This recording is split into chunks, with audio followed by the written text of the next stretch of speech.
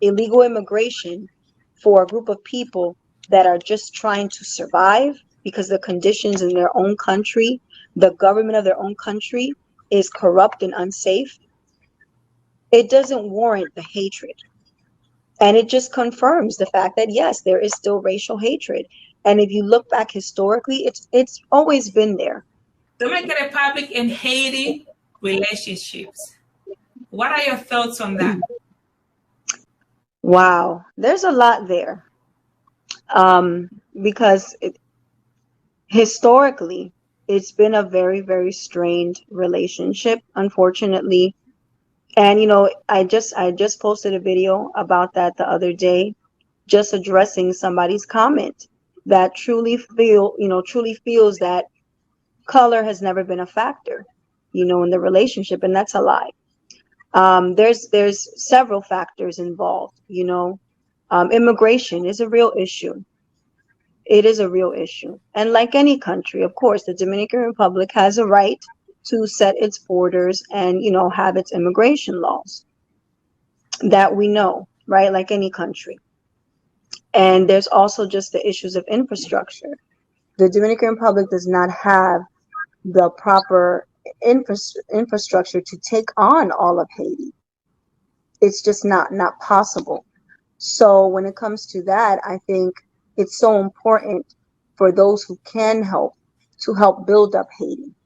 I love to see the work that Haitians themselves are also doing to build up their country and repair everything that can be repaired so that, you know, a lot of those problems are eliminated, you know. But definitely color has always been a factor. That's just historical. And people like to say that it's not. And that doesn't mean that color is a factor for everyone. It doesn't mean that all Dominicans are racist. I can't make a statement like that without including myself or my family. And that's what people don't think about when I talk about the fact that, yes, there are racist Dominicans. Oh, you think all Dominicans are racist? I did not say that.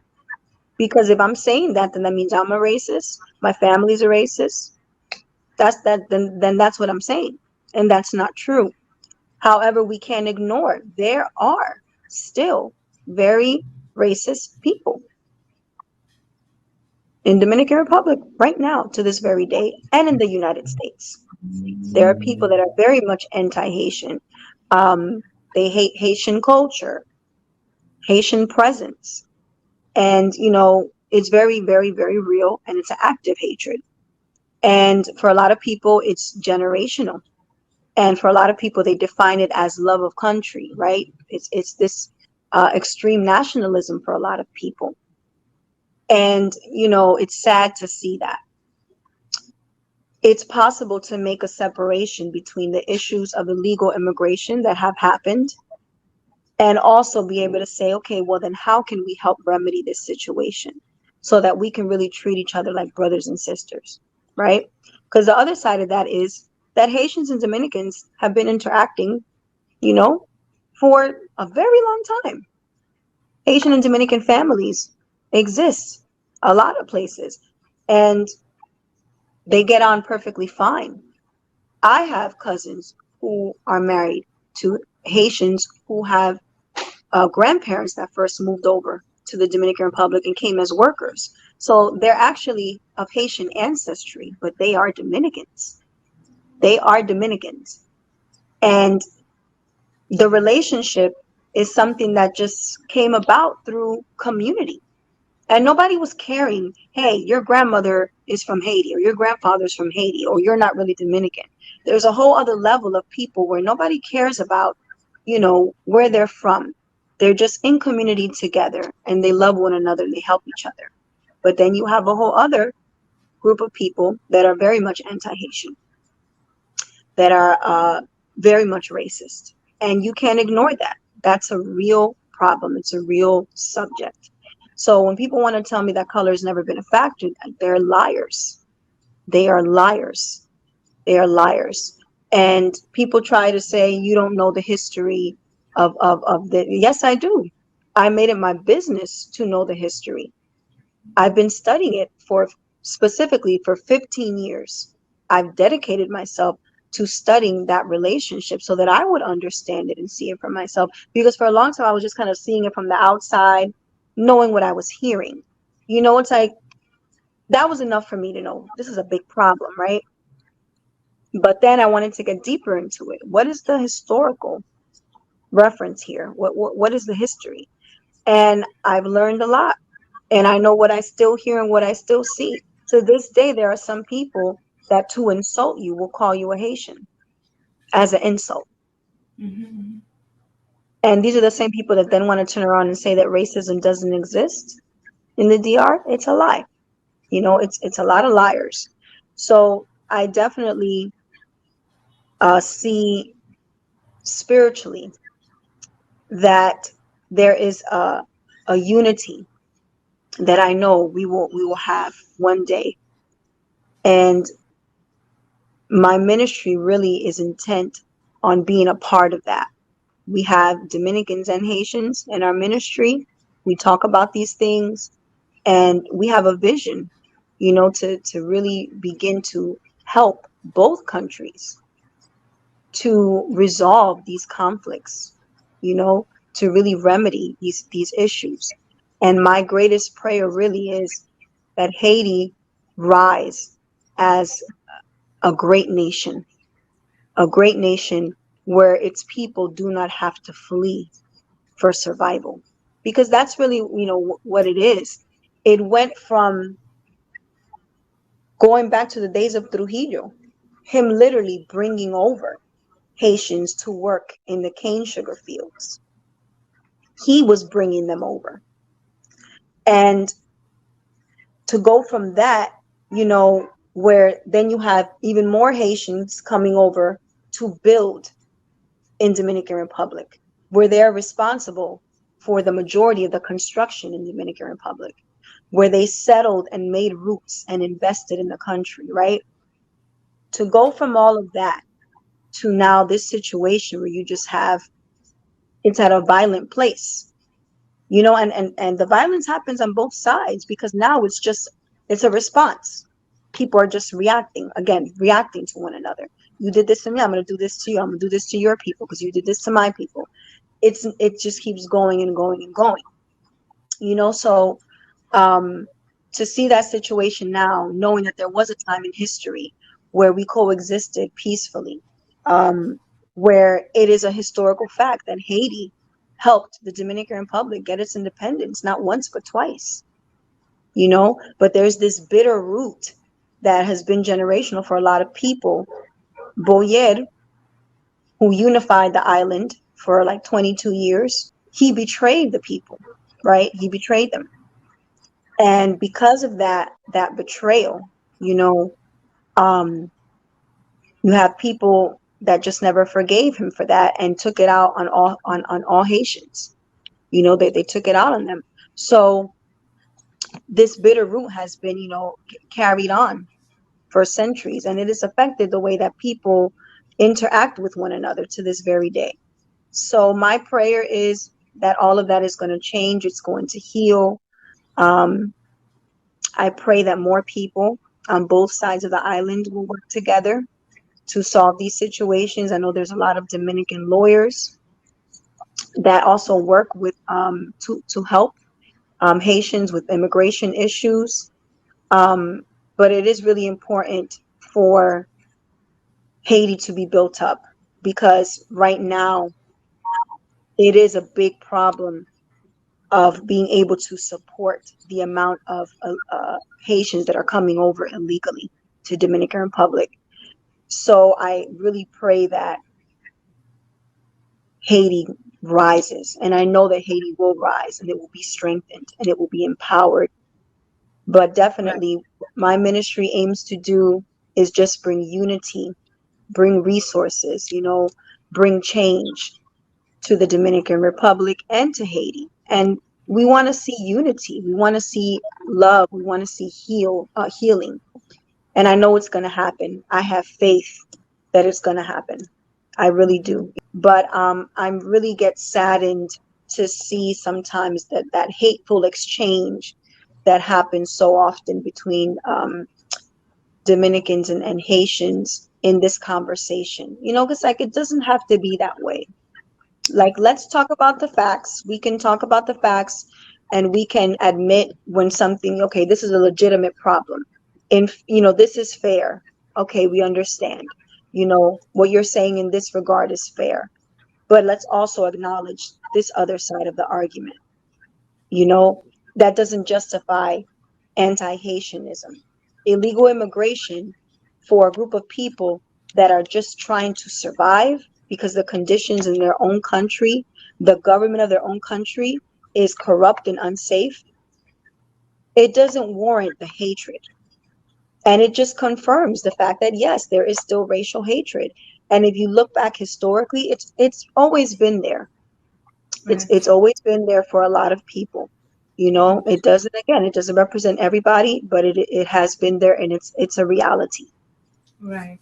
If Haitians were lighter or whiter on the most part, will the same issues exist between the two countries? Anybody who's dark skinned on the most part will just have a straight nose in Dominican Republic. Some Dominicans think that person is a Haitian and not a Dominican. And I've seen Dominicans who are actually Dominican. I know their family, I see their IDs. They don't have a pointed nose. They don't have a lot of European features, but they are Dominican. They may have a Dominican who's very light skinned or a dad who's dark skinned and vice versa. But some Dominicans who think, because they don't have a pointed nose that looks a certain way, they're not light skinned or they have European features, they're not Dominican. If Haiti had more European looking people with European features and hair and whatnot, would Dominican Republic still treat them the same way?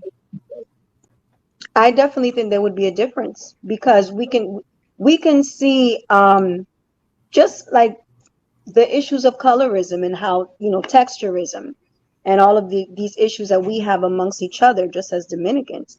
If you look at the history of that, that's enough to let you know, if we're going to have these issues amongst our own people, of course, why wouldn't we have them also with our own neighbors? There's already an issue of anti-Blackness that has been a part of Dominican society for so many years. It doesn't stop at the border. If anything, it's magnified, because anti-Blackness is real. And it's even more magnified because it's like, well, you're not even a part of us. And it goes back to what happens for a lot of Dominicans when they come to the United States. And then the interactions that happen with Black Americans. That whole scenario, it's the same thing with Haiti. And there's a whole history to that.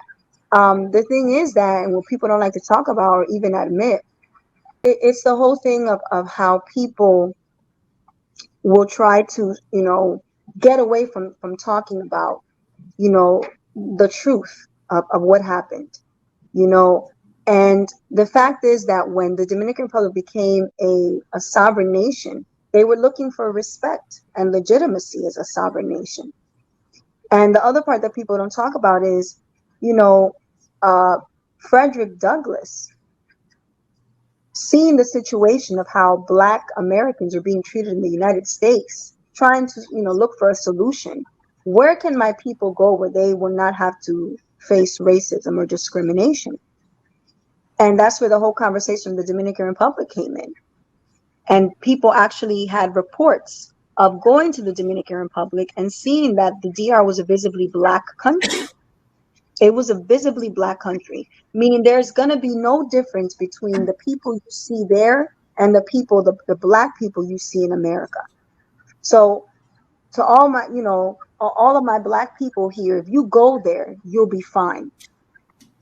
Not really knowing that there was a whole other, issue playing out there. It just wasn't by law, like codified the way that things were in the United States.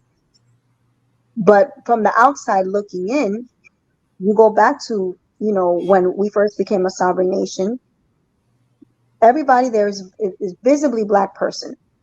Either, okay, hands down, I'm looking at, Black people, right? African descended people, or I can definitely tell that you're mixed and you look no different than the Black Americans in the United States. So everybody will fit right in.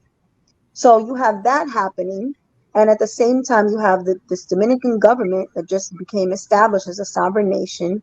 Like, okay, wait a second, you know, we need to be legitimized and recognized. And if the US does not recognize us, then we're not legitimate. But if the United States feels that we are too much of a black people, they're recognizing us as a black nation, how can we achieve that? Haiti, who got its independence in 1804, is being hated by everyone right now. We don't want to be like that. We don't want to be recognized that way. We don't want to be seen that way. So there's a lot of history there that people are not seeing. You have to line it up. If you look at, the report being spread in the United States, hey, the Dominican Republic is a black nation. They look just like black Americans here, right? And then you have a Dominican government fighting to be recognized and respected by the US.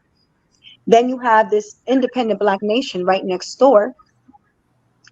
So it's like, wait a second, we got to put a stop to this. And the thing is that even that whole thought process didn't represent the entire nation, because up until that point, there really was no border. There was no border. People were crossing over all the time. And especially during the unification, it was nothing. It was no thing at all. But now that you have a country that's like, nope, wait a second, we got to establish this. We have to be recognized and respected by the United States. There was an entire mission to prove that the DR is a white nation.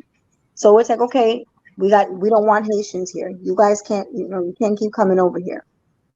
And if you look at when Trujillo came into power, he was very deliberate about continuing that, because it's like, no, we're not going to be recognized or respected in the world as long as we mirror our neighbors. We cannot be seen as a black nation like Haiti's a black nation. So if you look at immigration, when it came to Asians, when it came to Arabs, when it came to Germans and Hungarians and Polish people who were Jews coming into like Sosua during the Holocaust.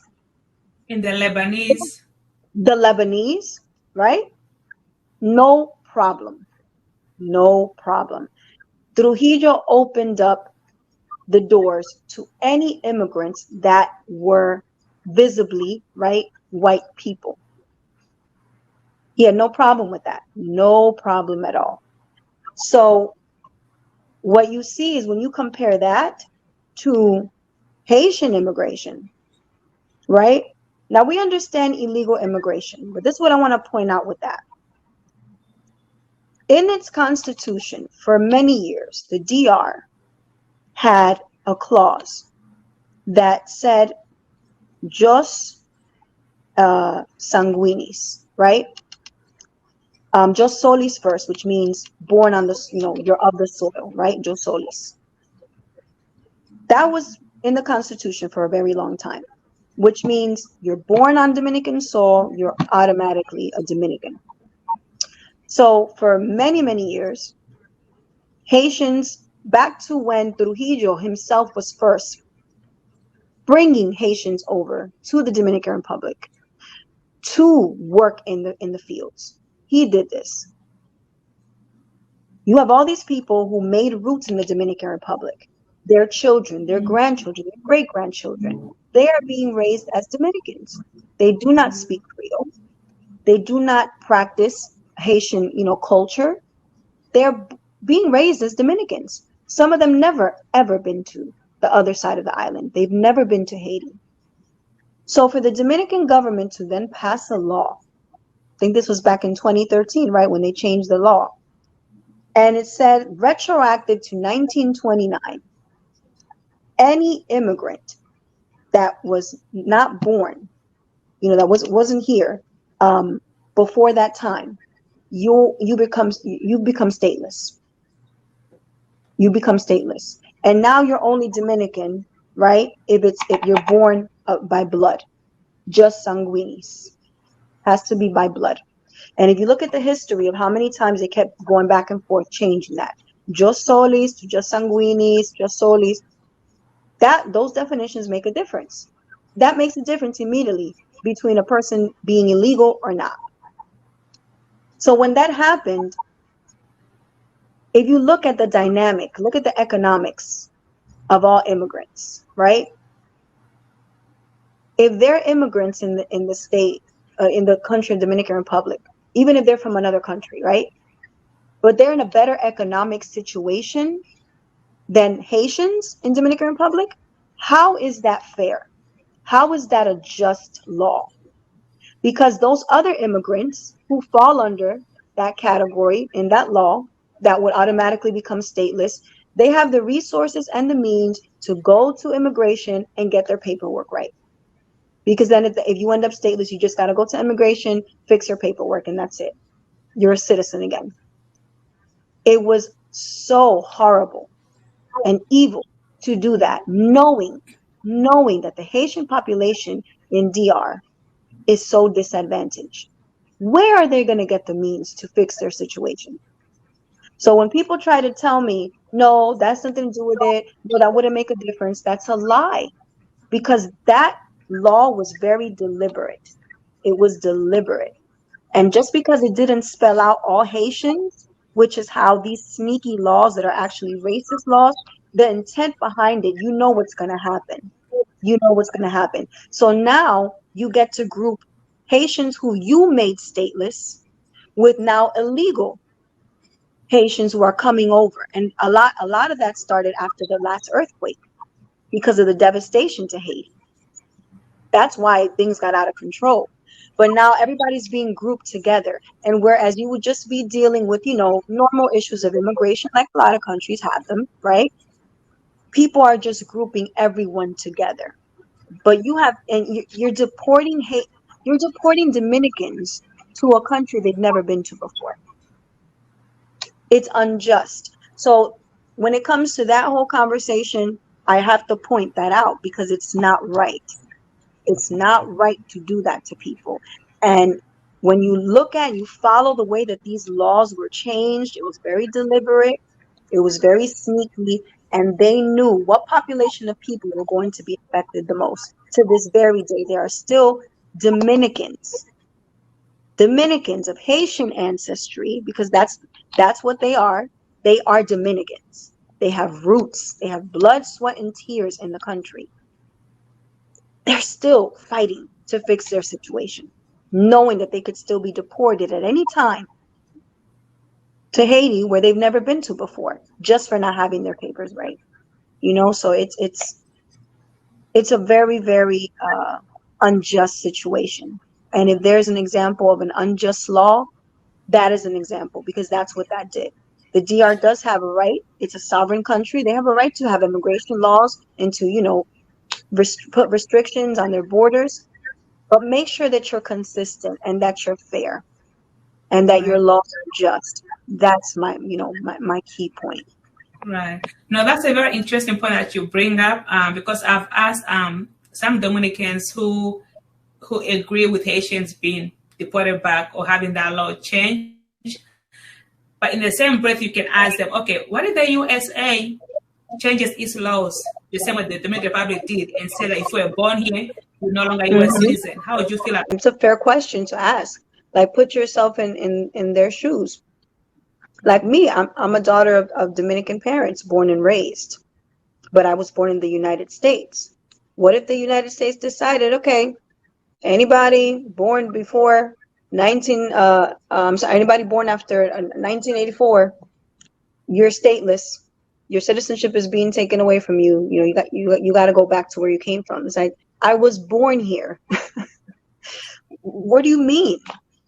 My life is here. I'm an American citizen. No, you're not anymore. And if you want to be, this is what you have to do. That is an example of an unjust law. It's not just, because then you got to get to the motivation behind the law. What's the motivation behind this? What group of people are you seeking to target? Who's going to be the most affected by this law? This is not fair. Yeah. That is definitely a great point. I often hear Dominicans saying that, oh, we are not racist, we're just classist. We are classist. We don't hate Haitians. We just, because they're poor and they have money and they are troublemakers, that's why we don't like them, but we are not racist. Do you buy into that? No, I don't buy into that, and again, it doesn't apply to everybody. And, people should, speak for yourself. If you yourself don't think that way, you don't feel that way, that's fine. But I do pay attention to people's response. It's like, oh no, we just don't like them because they're poor, or they do bad things, and they're okay. I know some Dominicans who are thieves. They do bad things. I know some Dominicans who are poor. And so do you have the same problem with those people? Are you treating those Dominicans the same way? That's not a good excuse. It's not fair to group, just like Dominicans don't like to be grouped. Don't generalize us. You can't say that about all of us. Don't group us. It's a lot of hypocrisy that happens, within that. You don't want to be generalized. Okay, don't generalize Haitians then.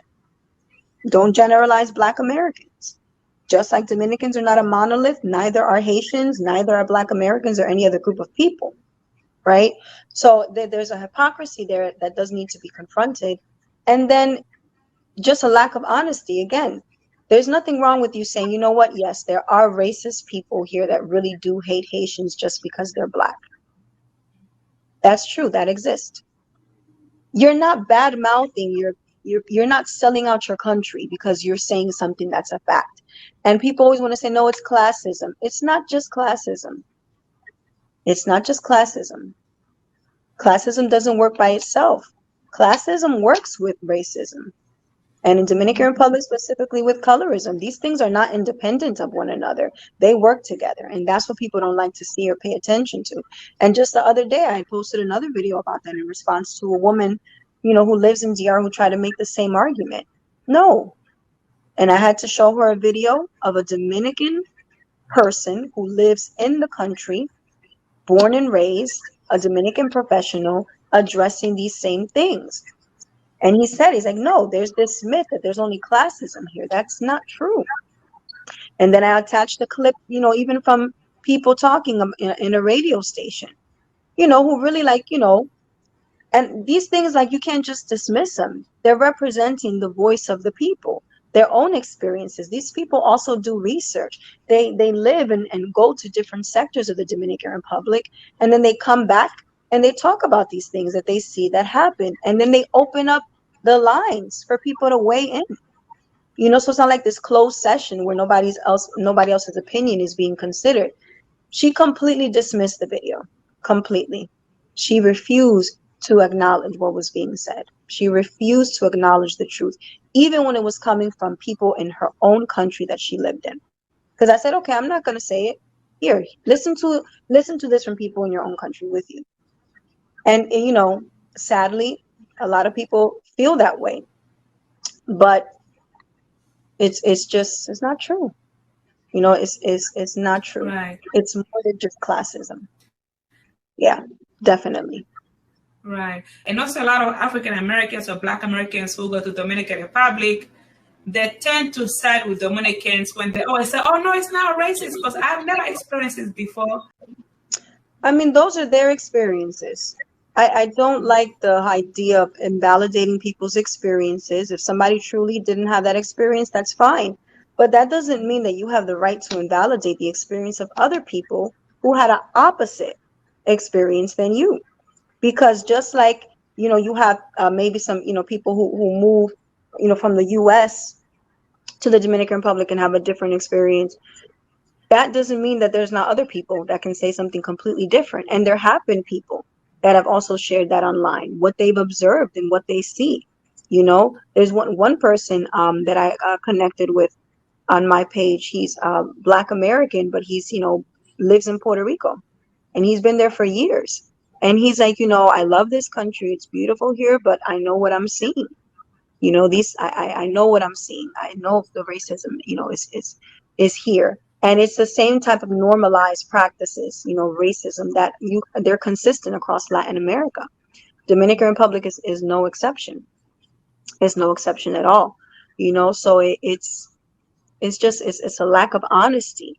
And again, if those particular people didn't have that experience, I'm glad. That's great to hear. But it doesn't mean that your experience is the same, for everybody else. Right, exactly. Because I can also say for myself, and knock on wood, and I've gone to DR many times, and I've not been mistreated by Dominicans. And knock on wood, I'm not saying it's not going to happen. My experience might have been good, but I can't say somebody's experience is not real just because I didn't experience it. Well, guys, that's the end of this video. What do you think? Please leave your comments below and don't forget to like, share, and subscribe.